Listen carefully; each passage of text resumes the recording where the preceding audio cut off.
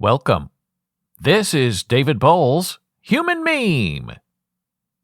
Today's topic, elites and anti-intellectualism. There has always been an attack on intellectualism and the elites. If you are well educated, then you are corrupt. You are not a real person. You think you are above the rest of us. And you think you're the smartest person in the room. Well, I've never really understood that argument.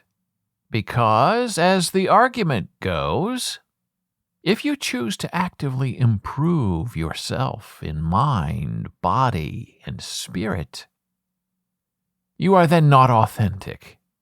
And you are then a fraud in the community of belonging. And if you don't go to school, you're of the earth and ordinary and non-elite and not an intellectual. Well, as a wild child of the Midwest growing up, I ask this of those who make those separations and arguments. What about the farmer in the field who has to read the sky and know the soil? Isn't that pretty smart? And what about the mechanic who has golden hands and a good heart and who can fix anything with a gear and a spark? What then of the ditch digger, who knows just where to place the blade of the shovel to achieve the greatest, fastest, and best results in unearthing the everlasting underworld? So yes, I believe those people are geniuses. Those folks are just as intellectual and just as elite in what they do as any Ivy League mastermind. Those folks of the earth have been trained in their craft, and they have mastered their craft, and they have intellectualized their knowledge to be a valuable part of society. And that counts for something. And I argue their talent is elite. I do not believe they are not using their minds and their education and their know-how to make things better. Because they are making things better. There is no way those massively talented people, blue-collar folk, if you will, and yes, blue-collar is their stereotype and their label, and there's no way those massively talented blue-collar people are not the real geniuses of humankind. And so, my human meme friend, if knowing is a bad thing, then everyone who knows something about something must be a phony to be reviled and despised. And that is wrong. Now, just because some people have no interest or investment in the world, well, that doesn't make them special or salt of the earth. And so the salted, the non-involved, contribute nothing to the forward mission of a societal life by complaining and making accusations against others. They only want to glide along with the least amount of friction so as not to interrupt their personal knack for napping.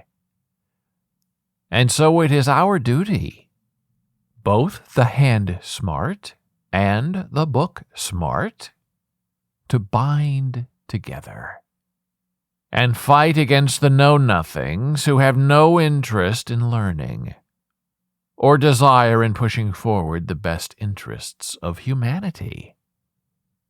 To even entertain their negativity against skill and craft is to give the devil not just his bargain, but his due.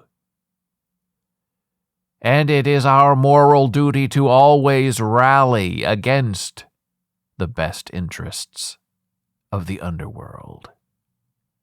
And I know this will never happen, and I know there is a cleaving of interests and of people in America.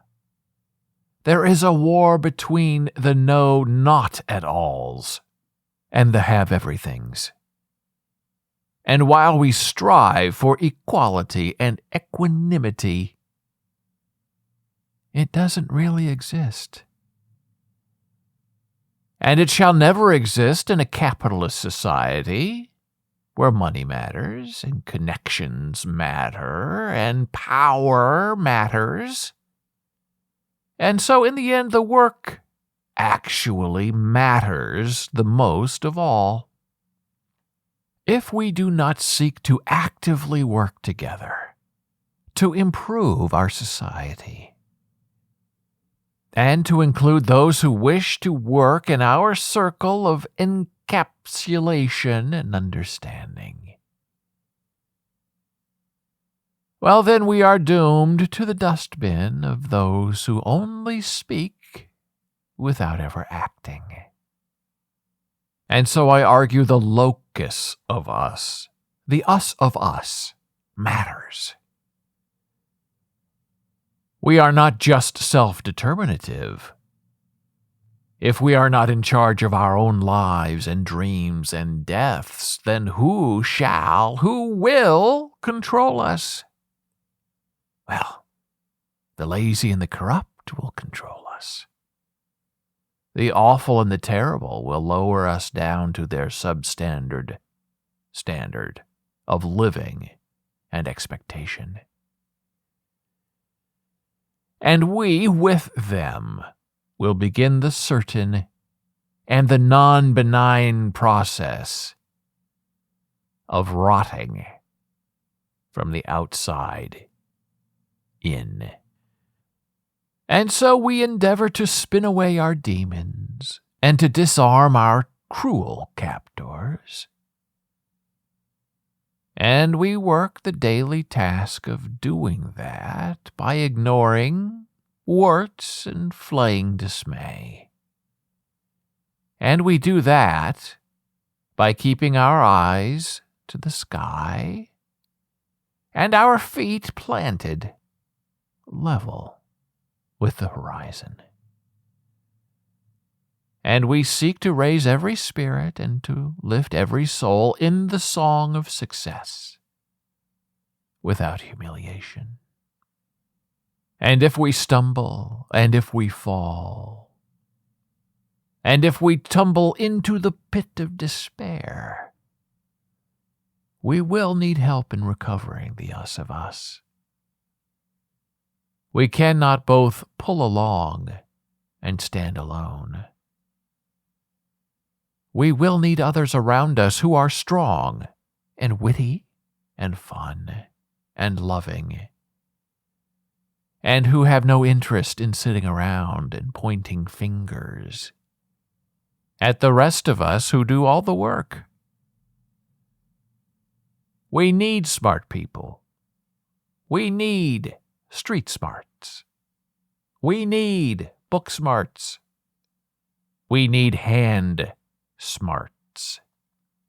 And so if you can build something, build anything, an argument, a street, a stream, a dream, a car, a house, a haven, you have great value to the community of shared thoughts and minds. And so we will persevere into the future, where the past is never forgiven, and the moment is always forgotten. All in the service of the ideal. the ongoing striving for an end that we cannot have, and that we shall never reach. And that, my human meme friend, is the whole mission of the living. To challenge what we think we know. To build with both hand and mind. And to dream beyond the wild wilderness surrounding us, so that we may begin to touch the heavens together, hand in hand, and thought within thought, to create a new understanding of what it means to be human in a world that is always cold and unforgiving without us. Thank you for listening. Be a human meme.